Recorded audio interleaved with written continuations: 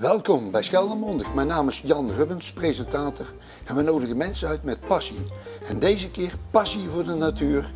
Niet alleen in Zeeuw-Vlaanderen, maar in heel Zeeland. Met wie heb ik het genoegen? Karel Leeftink, boswachter, Staatsbosbeheer. Ja, nou, van harte welkom. Ja, dankjewel. Leuk dat je er bent. Vind ik want ik ben ook een boerenzoon, maar ook een natuurmens. Zeg, wat heb jij voor opleiding gehad eigenlijk? Ja, dat is eigenlijk heel raar. De meeste boswachters doen natuurlijk natuur- en bosbouw. Ah ja. Maar ik heb pedagogische academie gedaan. Oh. Ik was van oorsprong onderwijzer. Ah ja. Maar wel heel snel in de natuurwereld terechtgekomen. Heel veel met natuur gedaan. Onder andere hier in Terneuzen, natuur en zo. En ja, uiteindelijk ben ik boswachter geworden. En hoe lang doe je dat al? 11 jaar. Oh, en wat is nou jouw functie in Staatsbosbeheer? Ik ben boswachter publiek. Oh, dat betekent... Dus ik doe dit soort opnames, of ik doe ja. de pers, met kinderen op stap, vrijwilligers begeleiden, alles wat een beetje met publiek te maken heeft. Ja, maar dat is toch wel hartstikke leuk, want dan heb je altijd interactie natuurlijk. Ja, klopt, is zo. Ja, nou heel leuk. Zeg, en welke gebieden heb je eigenlijk in Zeeuw-Vlaanderen aan van Staatsbosbeheer? Nou, we hebben er aardig wat. Dan moet Ja? ik zeggen, in West-Vlaanderen niet zo heel erg veel. We hebben het bosje nummer 1, maar dat stelt niet zo heel veel voor. Dat is bij Hoofdplaat. We hebben de Knokkert, het bos van Erasmus hebben. We hebben natuurlijk de Staats-Spaanse linies, hè, langs de kreken. En wat verder naar het oosten hebben we de Braakman, we hebben de Canis-Vliet, wat gedeelten van de bossen van Klingen. Bij Hulst hebben we het een en ander. Kortom, allemaal hebben we nog redelijk wat. West-Vlaanderen is wat beperkt. En de meester van de Heidegroeven? Meestal van de Heidegroeven natuurlijk, ja, dat zou ik bijna vergeten inderdaad. Ja, maar ik heb daar een opleiding gehad, dus ik ben ook vrijwilliger van Staatsbosbeheer. Ik weet het, ja. Zeg, en Staatsbosbeheer, hè? Dat klinkt zo in de oren van dat al lang bestaat. Hoe is Staatsbosbeheer eigenlijk gestart? Heel lang geleden, 1899. Oeh. Toen werd het een rijksorganisatie, een organisatie die bedoeld was om zeg maar de duinen, de heiden, de woeste gronden, zoals het vroeger genoemd werd. Tegenwoordig vinden we dat prachtige natuur, maar vroeger waren dat woeste gronden. Die moesten bebost worden om het zand vast te houden enerzijds en anderzijds om in een heel snel tempo flink bomen te kweken. En die bomen, met name naaldbomen, die waren belangrijk als stutten in de mijnschachten van Limburg. Oh. Dus zo is het verhaal min of meer begonnen. Heel duidelijk productie van bomen, A voor hout, maar B ook vooral voor die mijnschachten. Nou, dat doet me aan mijn jeugd denken, Karel, want op een gegeven moment vroeg een of andere meester, die vroeg, wie weet wat die palen van de mijnen van gemaakt zijn? Ik zeg, nou dat zullen wel stalen balken zijn, hè? Ja, waarom denk je dat? Maar het antwoord is heel duidelijk. Hout. Waarom? Hout. En waarom? Ja. Nou, het mooie van die stammen is, daar zit toch nog een beetje leven in. Op het moment dat zo'n stam dreigt te knappen, dan hoor je dat al van tevoren aankomen. En kunnen de mijnwerkers nog op tijd weg. En ze waren toen heel slim, net als de kanariepietjes, hè? Met dat gas en zo, weet je wel. Ja, nou, voor de kanariepietjes was dat niet zo leuk natuurlijk. Nee, maar voor de mensen, dat was eerst de dingen. Ja. En hoe is de ontwikkeling dan van Staatsbosbeheer geweest? Want ik begrijp dat het een rijksinstelling is. Ja. En onder welk ministerie heeft het gevallen en valt het nu onder? Heeft bij Landbouw en Visserij gezeten, bij LNV, het heeft en nu bij Economische Zaken. Dus in die zin is het steeds een beetje gewisseld, al nagelang het kabinet wat er zat. Ja, want jullie moeten natuurlijk zelf met subsidie je broek ophouden. Want wat is dan het verschil tussen bijvoorbeeld het Zeeuwse landschap en Staatsbosbeheer? Nou, formeel zijn wij nog steeds duidelijk een rijksorganisatie. Ja. Dus de Tweede Kamer bepaalt min of meer ons beleid, zullen we maar zeggen. Terwijl een Zeeuws landschap of een natuurmonument, dat zijn stichtingen of verenigingen. En daar zijn het de leden die een grote vinger in de pap hebben. Maar die kunnen wel sponsors zoeken. Ja, dat is het voordeel van dat soort organisaties. Ja. Die kunnen daar aan zo'n postcode loterij deelnemen. Ja, wij kunnen dat niet. Wij zijn afhankelijk van wat we krijgen vanuit het Rijk, zeker vanuit de provincie. En datgene wat we bijverdienen.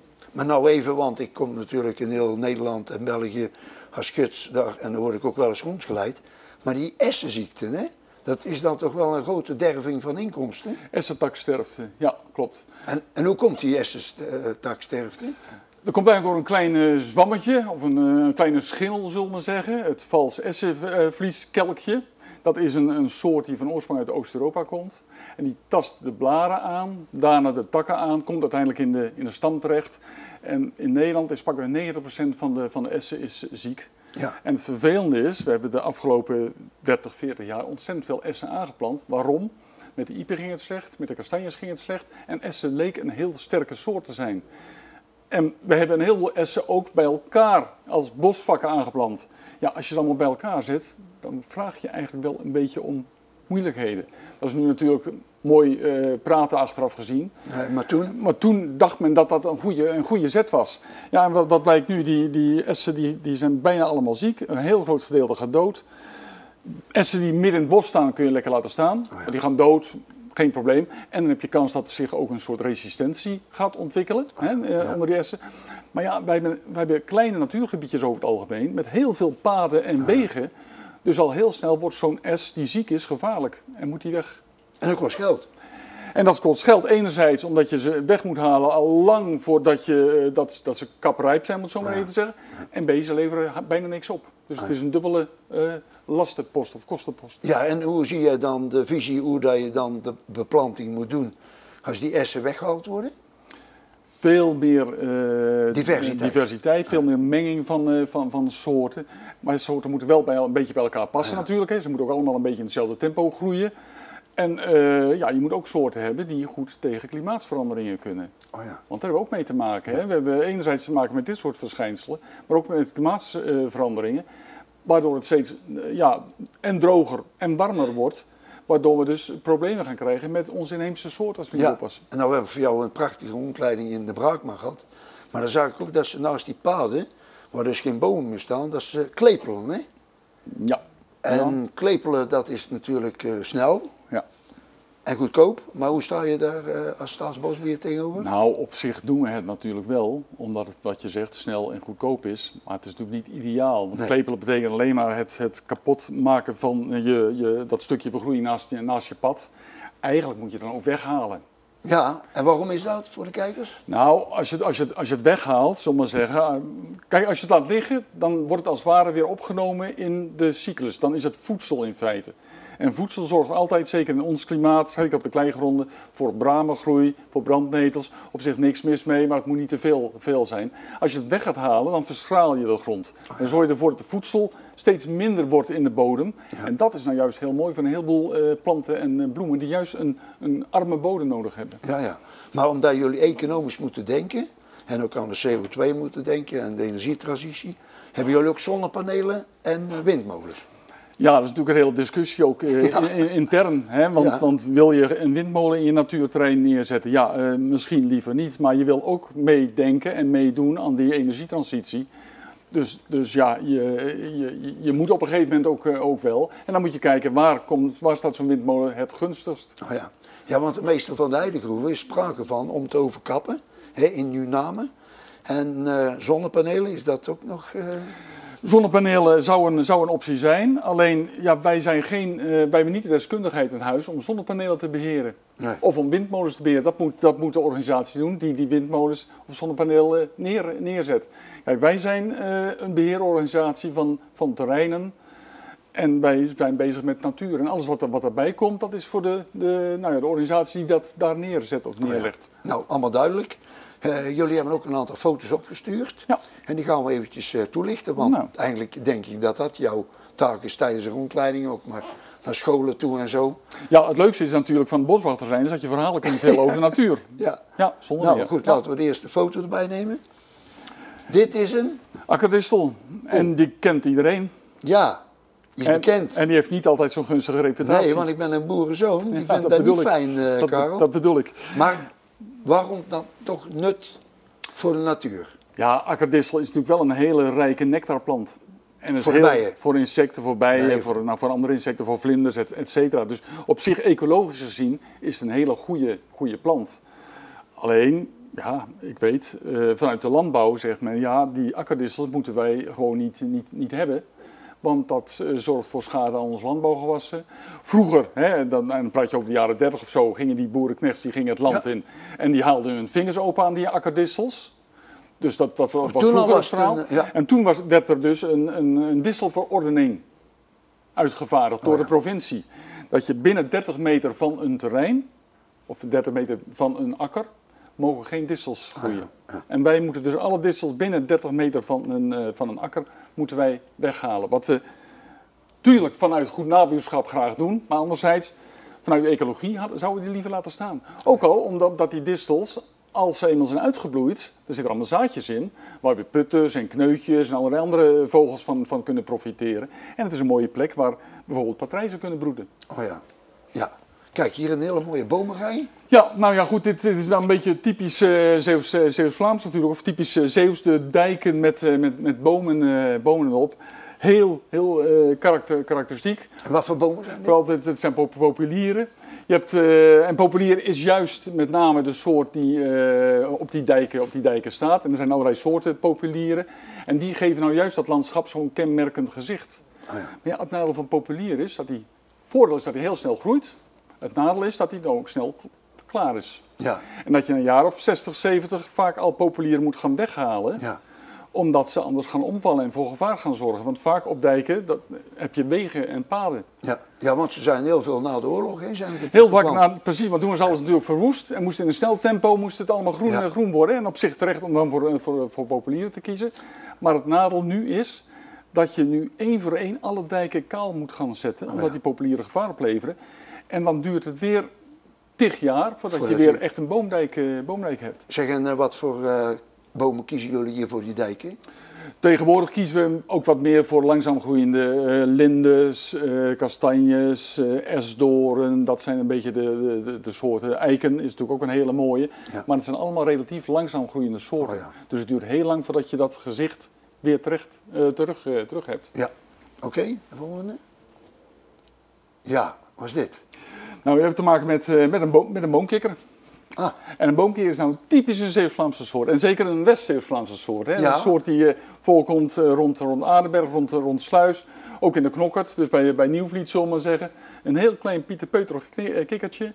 Wat het juist moet hebben van struweel, braamstruweel bijvoorbeeld. Om zich daarin voor te planten. En het mooie is dat je zo rond mooie zomeravond hebben we eigenlijk nog niet gehad eigenlijk. Hè? Maar normaal gesproken in de normale jaren, tijdens mooie zomeravonden, gaan al die mannetjes die gaan met z'n allen zingen. Die kekkeren met z'n allen. Ja. En dat is een prachtig gezang om het zo maar te zeggen. Ja. Kom je met nachtegalen die er ook zingen.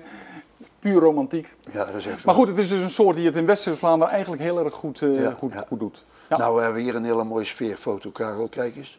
Wat is dit? Ja, prachtig hè. Dat zijn meer de kreken. In dit geval is het, even kijken, de Moerspuise kreek denk ik. Of het kan ook de Buikman zijn, ik weet het even niet zeker. Maar in elk geval echt dat typisch Zeeuws-Vlaams ook.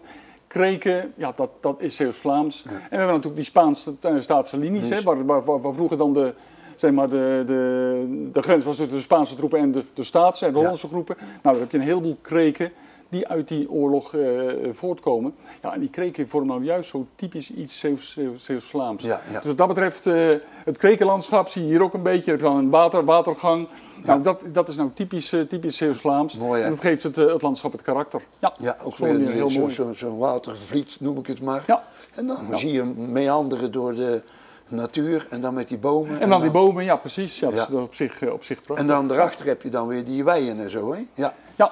En hier een mooie kuifje. Ja, maar die ken je toch wel of niet, Jan? Ja, kuifeend? Nee, geen kuifeend. Het is geen eend. Nee, nou sla je de plank heel lang. Ja, vertel, want ik ben... Het is een fuut. Fuut. Nou, ik herinner me, de fuut, die steekt hem recht vooruit. Oh, dus dat is een hele mooie. Ja, iemand die komt van een overkant, die was ook gids. Ja? Jan, jij vergeet het altijd, dat is een fuut. Oh, nou. En waarom is deze foto gekomen? Nou, omdat het ook zo'n typische kreekvogel is. Oh, ja. En in Zeeuws-Vlaanderen is dat wel een soort die in vergelijking met de rest van Zeeland relatief veel voorkomt. Ah. Omdat de kreken in Zeeuws-Vlaanderen voor een groot deel te zoet zijn.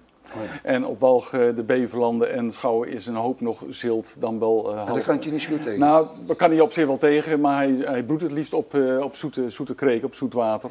Dus vandaar dat je in Zeeuws-Vlaanderen veel voorkomt. Ik ben ook nog wel eens met vogeltellingen mee geweest. Ja. Tellen jullie ook? In Stadsbosbeheer?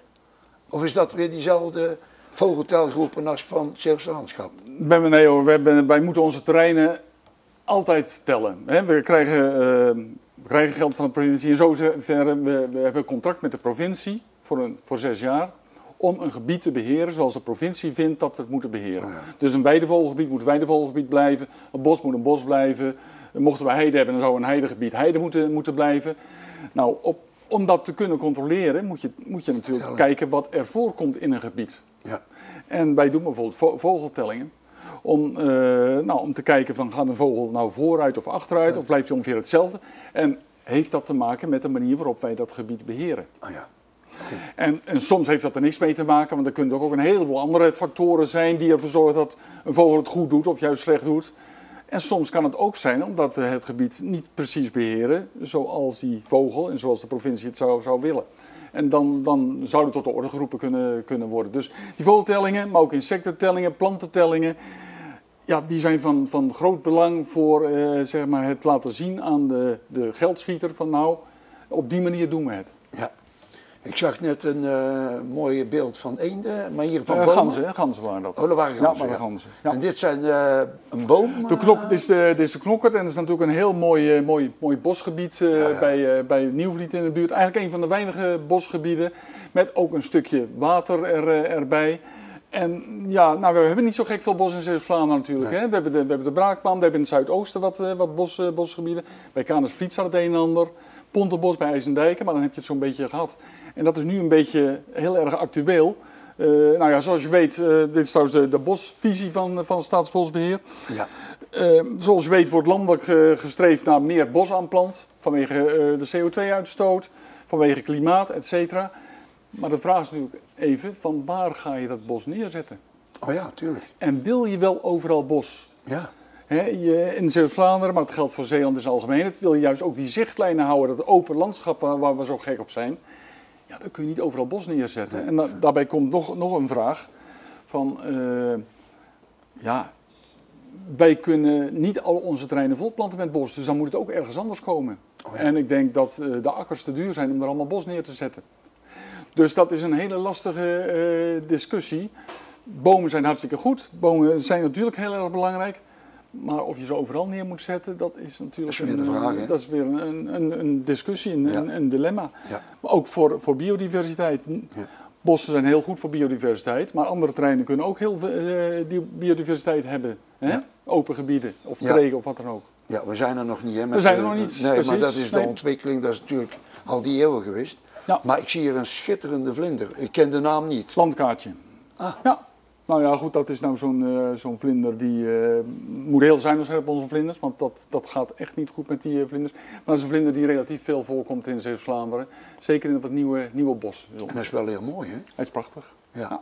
En wanneer is dat nou, wanneer vliegen deze vlinders zo, rond welke tijd? Die beginnen te vliegen rond april, mei. En dan tot? Tot augustus, maar het zijn vaak 3 generaties. Hè? Oh. Dus, eerst een rups geweest? Precies, dan komt een vlinder uit. Vlinder legt weer eitjes, komen weer rups uit, deze vlinder gaat dood en dan komt de volgende generatie. Zo'n hoop vlinders hebben 2 of 3 generaties in de loop van een jaar. Ook een beetje afhankelijk van de temperatuur van en het regen. Ja, klopt, weer. Klopt. Ja, ja. Oké. Ja. Wespenorchis, een orchidee. Ah ja? Want wij denken altijd bij orchideeën aan die prachtige grote planten die je bij een bloemenhandel kunt kopen. Die komen uit Zuid-Amerika. Ja. Van oorsprong dan toch. Ja. Wij hebben ook onze eigen orchideeën en dit is een wespenorchis. Typisch plant van onder andere de braakman. Dus hier gaat een wesp af? Nou, het heet wespenorchis, maar allerlei insecten komen er wat bij. Ja. We hebben ook bijenorchissen, maar het is niet zo dat er alleen maar bijen op afkomen. Nee. Zo werkt het niet. En deze? Parnassia, een typisch beetje zoutwaterplant zou je kunnen zeggen. Vooral van zilte, ja precies, zoutminnend, van zilte terreinen. Is natuurlijk in Zeeland door de delta werken en door allerlei andere werkzaamheden, waterbouwkundige werkzaamheden, laat ik het zo zeggen, eigenlijk best zeldzaam geworden, want heel veel van dat soort terreinen zijn verloren gegaan. Hier en daar hebben we nog van die terreinen, onder andere ook weer in die Braakman. Maar die Braakman is toch wel een heel belangrijk gebied voor Zeeuws-Vlaanderen wat betreft met name flora. Ja, want even over de Braakman. Ik heb daar een rondleiding gehad, maar jullie hebben daar ook een prachtig onderkomen, hè? Kun je daar iets van vertellen? Ja, we hebben de Braakman boerderij. Dat is een oude boerderij, die hebben we dan ingericht als een soort tentoonstellingsruimte, met daarnaast wat vergaderruimte. Onze kantoor is daar gevestigd. We hebben daar ook een aantal loodsen bij, waar we de spulletjes opslaan. En het is het beginpunt van excursies naar de Braakman. En hoe kunnen ze jullie bereiken? Via de website van Staatsbosbeheer, www.staatsbosbeheer.nl en dan Braakman intypen en dan kom je uiteindelijk vanzelf. En hoe zit het met corona? Ben je weer gestart? Wij zijn weer gestart. Oh ja. Wij zijn weer gestart. Okay. Ja, natuurlijk voorzichtig, zoals overal, maar we zijn gewoon weer gestart. We gaan ook weer excursies doen. Oh ja. Heel lang mocht dat niet. Mogen we nu weer. De meeste excursies zijn sowieso buiten. Oh ja. Hè, dus het gevaar van 1,5 besmetting is al meter. wat minder, 1,5 meter hanteren. Ja. Dat is goed te doen. Ja. Ja. Nou, even nog een aantal Nou ja, nog foto's. zo'n watergang. Nou, ook hier weer het verhaal van dat water wat Zeeuws-Vlaanderen zo bepaalt, die kreken en die watergangen. Kreken zijn, zou je kunnen zeggen, resten van oorlogshandelingen over het algemeen. Ja, of Of overstromingen. overstromingen. Terwijl watergangen zijn echt gegraven als kanaal. een soort kanaaltjes. Ja, precies. En dat is een beetje het verschil. Nou, we hebben een aantal van die kanaaltjes, een aantal van die kreken. Ja, mooi hoor. Nog een orchidee, de rietorgus. Ja. Ook weer op een veldje in de Braakman. Zie je wel op de achtergrond heb je het bos van de Braakman. Ja, bijzonder hè, de Braakman Ja. zo naast de Douw, zou ik maar zeggen. Ja, dat is altijd heel bijzonder. Ja. Ik bedoel, je kijkt naar de rietorgus en tezelfde tijd kijk je naar de Douw inderdaad. Ja, het zit vlak bij elkaar. Kennelijk verdraagt het elkaar ook wel goed. Ik denk dat Douw ook heel veel doet aan milieu, dus in die zin is het wel veel verbeterd. En dat gaat goed. We hebben goede contacten met Douw. Ja, en hier 2 waakzame ogen. Rugstreeppad, een klein padje, wat net als die boomkikker enorm kekkert in het Ja, ik het heb wel eens voorjaar. zo'n brulkikker in de vijver naast me gehad. Ja. Maar, Ja, maar dat zijn groene kikkers waarschijnlijk. Ja, dat die je zijn- bedoelt. maar die gaan wel tekeer, Ja, hè? die gaan tekeer. Ja. tekeer. Deze ook maar wat zachter op een wat bescheidener niveau. en die zitten dan ook veel in Adenburg en zo. Die Nee, pannen. deze zit eigenlijk door heel... Eigenlijk is het een pioniersoort. En een pioniersoort is een soort die daar komt in het begin van een ontwikkeling. Bij Otene bijvoorbeeld. Oh ja. Toen Otene werd gebouwd, Ja, toen was het nog allemaal niet zo netjes en ingericht. Toen kwam die rugstreeppad kwam heel veel in Otene voor. Omdat het op dat moment het juiste terrein was. En dan zie je met bouwterreinen, komt dan die rugstreeppad weer tevoorschijn. Op het moment dat het weer wordt volgebouwd, dan verdwijnt hij weer. Dus een pioniersoort. nou dit is Rijn van Hart, hè? Ja, Reinaard, ik wou zeggen, vertel. die Waarom heb je deze gekozen? Er staat hier ook monumentaal. Ja, omdat het terreintje natuurlijk ook een dilemma is, waar ook een soort waar veel discussie over is. Ja. Net als die akkerdistel, die grauwe ganzen.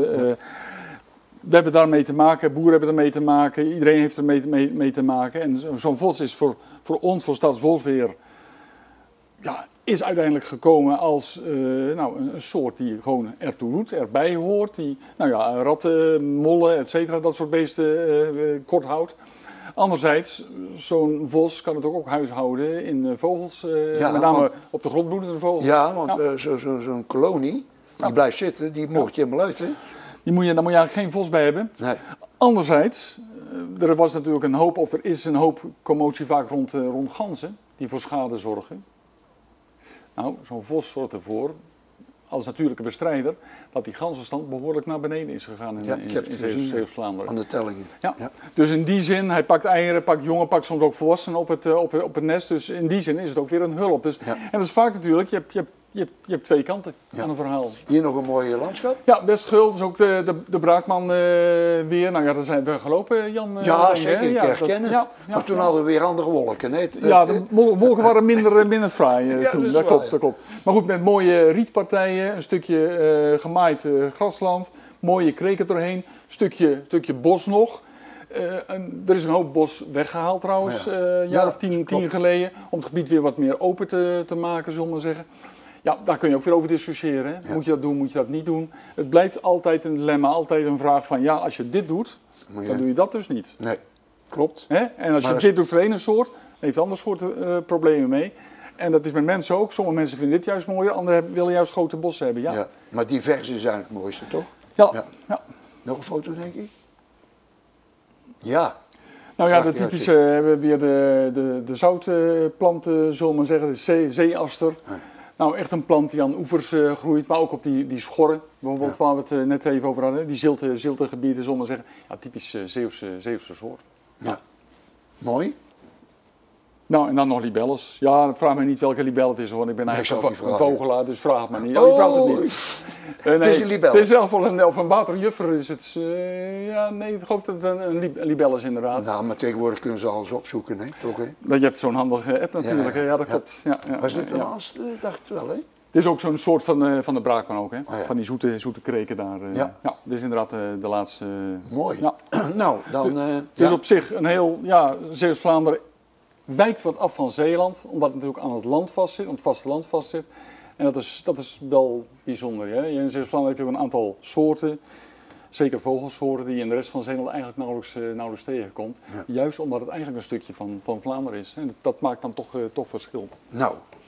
Nou, Karel, hartstikke bedankt. Ja, graag gedaan. Voor deze uiteenzetting. En ik geloof dat zeker als kinderen kijken of anderen, dat ze jou weten te vinden. Dan ga ik nu de kijkers bedanken. Oké? Ja. Nou, beste kijkers, dit was weer enorm iets, de passie voor de natuur in Zeeuws-Vlaanderen.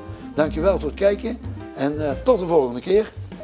Karel, zullen we erop posten? We gaan erop posten. Ja, Op de natuur, Jan. Jan. Op de natuur, hè?